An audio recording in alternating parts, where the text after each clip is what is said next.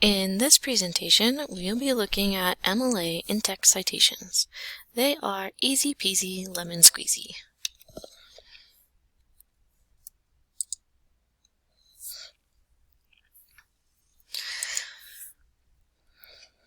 So a lot of people ask, why? Why do we use in-text citations? The easiest way to answer that is to say that we want to show when something is our idea versus someone else's idea. So we cite other people's ideas, but we do not cite our own ideas. When do we cite?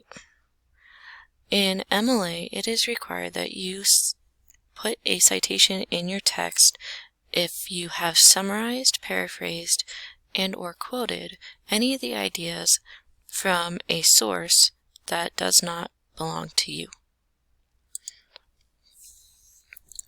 How? So the how, or the why this works the way it does, is if you have your in-text citation in your works cited page, your in-text citation will be connected to a works cited reference that will then help the reader get to where they want to be in order to check or look at or read for themselves the information from that site.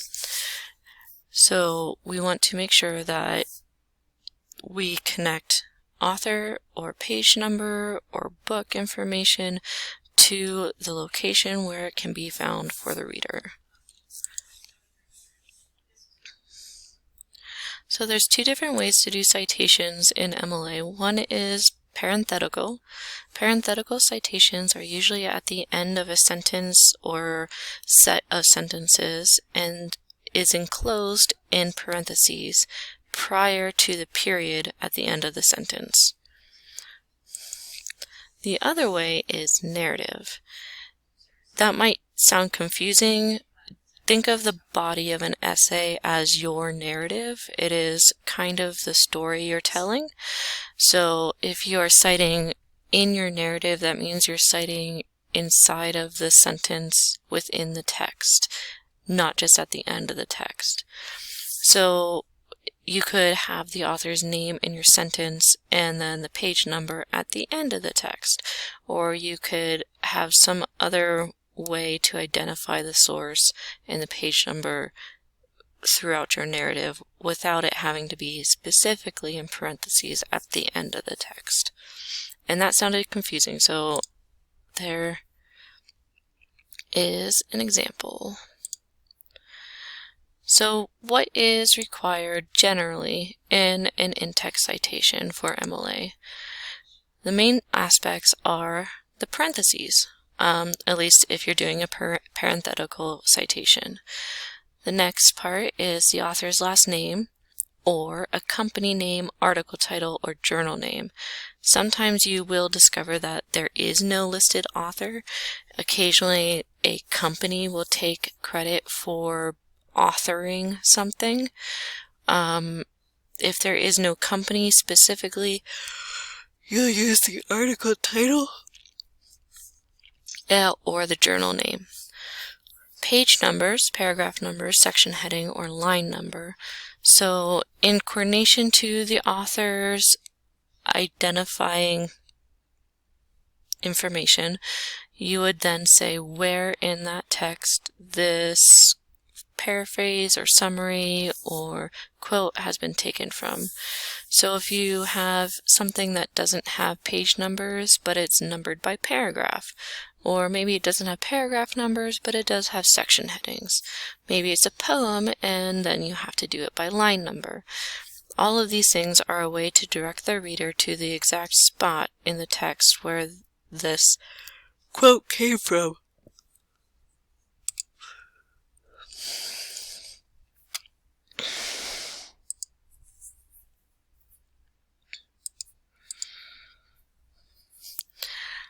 So here's an example. In the article, Byron also comments on the supposed roots of evil within mankind. As you can see, we have the author and page, and those are the major required elements of the citation. You can see that the author's name is in line with the narrative, meaning it's in line with the text, and the page number is at the end in parentheses. Over here we have another example. By the end of the book, the protagonist has circled back to where they started. Here I stand again.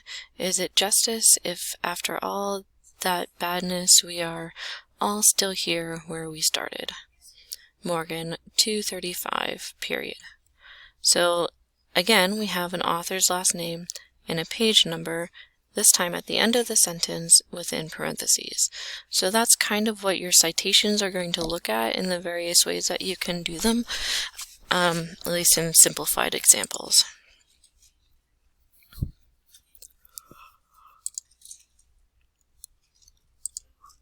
So here we're just showing different ways to do citations in what-if scenarios of there being 2 authors, 3 authors, more authors, and other scenarios that you might run across.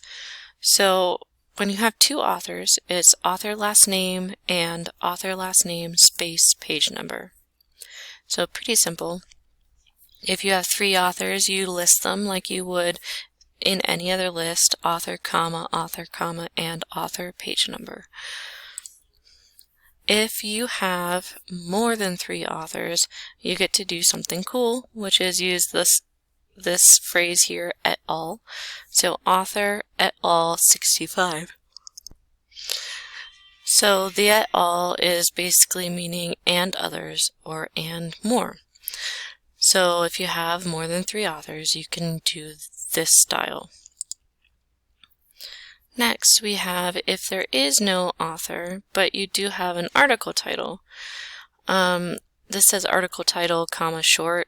Basically, what that's trying to tell you is that you do a shortened version of the article title. Oftentimes, they can be super long.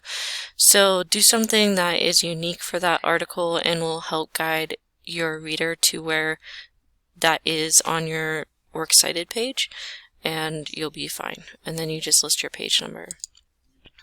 So here, next is an example of the corporate author. The corporation name or corporate name would be in that place, like, so say you're doing Child Development Center, CDC. That would go in the author place, and then you'd put a page number. If you don't have a page number, try and do a section heading or title, because we want to know where that article is or what we're looking for. But that's kind of what the corporate author would look like. Here we have a journal name example.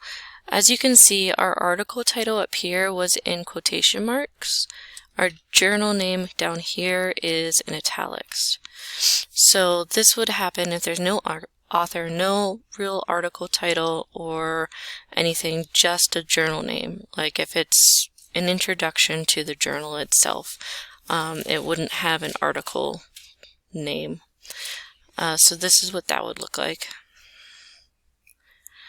So this is important, and we've kind of mentioned it, but the first element that you use in your citation has to match what is in the author's place for the in-text citation. So the citation that we're referencing here is what's on your works cited page, and what we are mentioning here is what goes into your text.